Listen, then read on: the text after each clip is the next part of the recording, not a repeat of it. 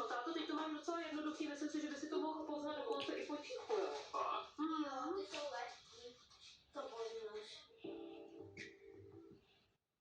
Ano, máš 2 body, super. Ne, nemusím. Tyhle poky jsou prostě naše nejoblíbenější. Banánový poky. Tak zase 2 body. Máme tady další kolo. Pod poklopem máme už zase další lákavý poky. Takhle vypadají. Myslíš, Zuzi, že by táta mohl podle čichu poznat? Já myslím, že by mohl. Mohl by. Ale není to úplně jistý.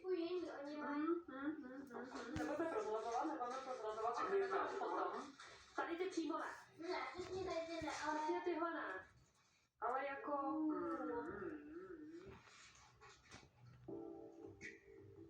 Co to je? To není cítit. To je všechno dohromady.